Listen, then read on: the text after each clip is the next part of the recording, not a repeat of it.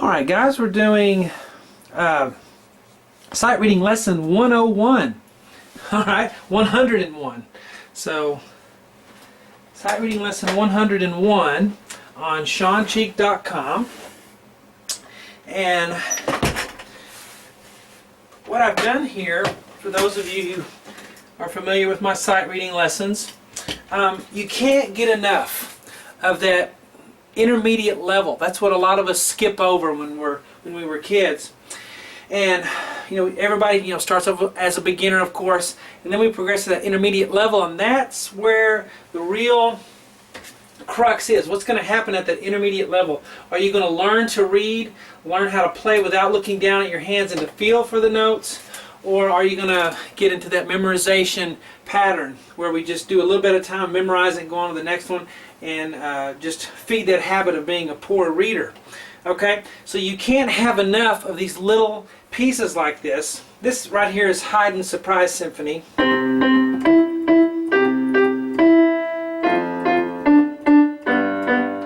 Then it gets more complicated as we go on. So the point of this is not can you play it, is can you read it without any trouble.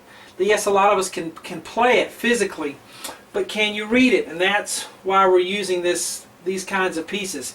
And we can't do enough of them. We need more and more and more. That's why I already have 132 lessons that are designated as sight reading lessons.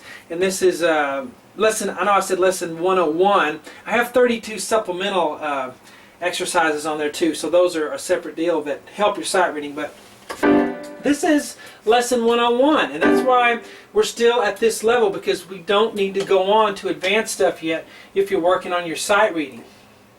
Okay, so let's jump in here with how we would read this. Now, we start, of course, you have your time signature 2/4, 2 counts per measure. And we're going to do the part 1 here on YouTube. Those of you who have memberships to my website, SeanCheek.com, SeanCheek.com, you'll get the whole lesson, the whole 9 yards of the lesson. But we'll do the free part 1 here on YouTube. But at some point it'll cut off, and you'll have to get a membership to the website to finish it. But we'll do some of it here. 2/4, 2 counts per measure. Quarter note gets the beat is the bottom number,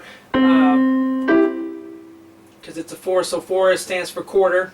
So we're counting to 2, 1 and 2, and so we have half notes here. Okay, half notes, of course. Sorry, eighth notes.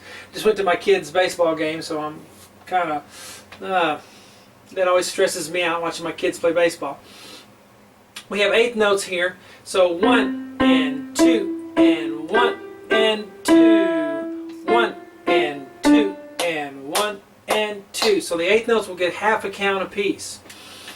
Okay, and we start with, of course, middle C. Alright, then we're going to move up to E on the first line. Now, if you can't name these notes and know them automatically without having to count up using your Every Good Boy